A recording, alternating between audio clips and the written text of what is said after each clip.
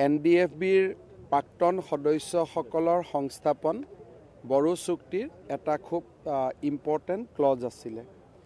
ইতিমধ্যে NDFB progressive আৰু NDFB RD গ্ৰুপৰ 2000তকৈও অধিক সদস্যক আমি 4 লাখ টকাৰ ফিক্সড ডিপজিট আগবঢ়াইছিলোঁ। সেই ক্ৰমতে আজি আমি ৰৈ যোৱা প্ৰায় 2774 জন NDFBৰ প্ৰাক্তন সদস্যক এই আত্মসংস্থাপনৰ বাবে ৰিহেবিলিটেশ্যন গ্ৰাণ্ট আমি আগবঢ়াম। বাস্কা, ওদালগুৰি আৰু অসমৰ আন জিলাসমূহৰ কেডাৰসকলক আজি আমি তামোলপুৰত দিলোঁ 1100। বাকীসকলক অহাকালি আমি কোকৰাঝাৰত দিম। ইয়াৰ পিছত মোৰ অনুমান হয় যে 300 মান কেডেট বা কেডাৰ থাকি যাব। তেওঁলোককো আমি 2-3 মাহৰ ভিতৰত আমাৰ স্ক্ৰিনিঙৰ পিছত আমি গ্ৰাণ্ট আগবঢ়ালে এটা পৰ্যায় বড়ো চুক্তিৰ এটা পৰ্যায়ৰ সফল সামৰণি পৰিব।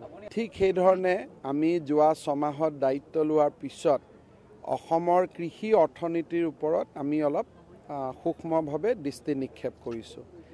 দেখা যায় যে গাহৰি পোৱালিও আমি বাহিৰৰ পৰা আনো, মাছ বাহিৰৰ পৰা আনো, মাছৰ খাদ্য আমি বাহিৰৰ পৰা আনো, সৰিয়হ খেতি আমি কম কৰোঁ, তেল বাহিৰৰ পৰা আনো।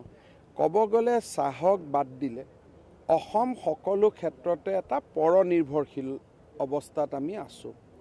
পৰনিৰ্ভৰশীলতাৰ পৰা আত্মনিৰ্ভৰশীললৈ আমি আগবঢ়াৰ বাবে পৰিকল্পনা কৰি আছোঁ।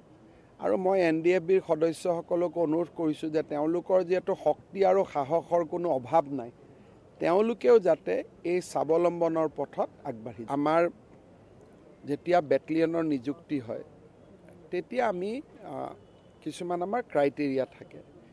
ইউজুৱেলি এই ক্ৰাইটেৰিয়াবিলাক এখেতসকলে পূৰণ কৰিব পাৰে।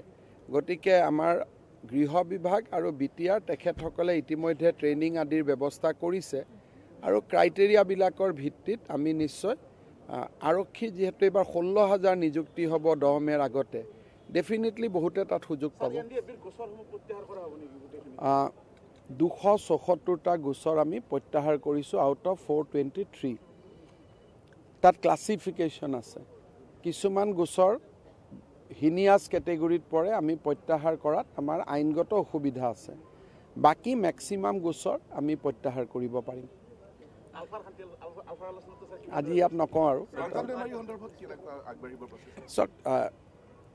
অসম চৰকাৰ বা আন সকলোৰে কথাটো এইটোৱে যে আমি বড়ো শান্তি চুক্তি কৰাৰ আগতেই বিষয়টো জুডিচিয়াৰীৰ হাতলৈকে গুচি গ'ল আমাৰ হাতৰ পৰা।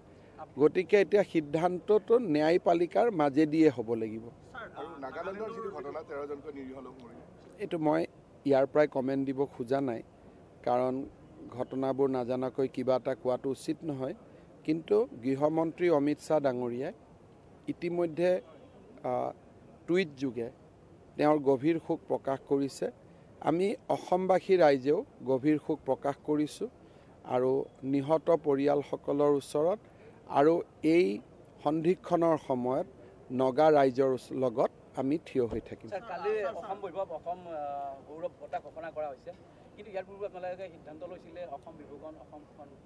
আমি নামকেইটা বদলাই দিলোঁ কাৰণ পদ্মভূষণ বা পদ্মবিভূষণৰ লগত যাতে ক্লেছ নহয়, দেখাত যাতে বেয়া নালাগে, সেইকাৰণে আমি নামকেইটা অসম বিভূষণ, অসম ভূষণৰ জেগাত একে ৰত্ন আৰু বৈভৱ একে অসমীয়া, যাতে অলপ ক্লেছ নহয়, যাতে বোলে কোনোবাই ভাৰত ৰত্ন পালে কোনোবাই অসম ৰত্ন পালে তেওঁতো অলপ তলত টাইপ হৈ যাব।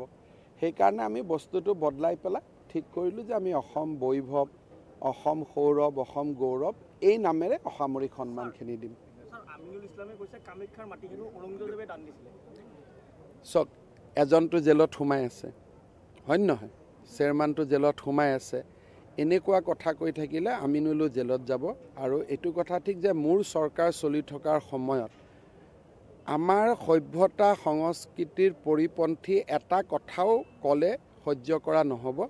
গতিকে তেওঁৰ যদি বাহিৰত থাকিব ইচ্ছা আছে, অৰ্থনীতিৰ কথা কওক, আমাক গালি গালাজ কৰক, ঠিক আছে।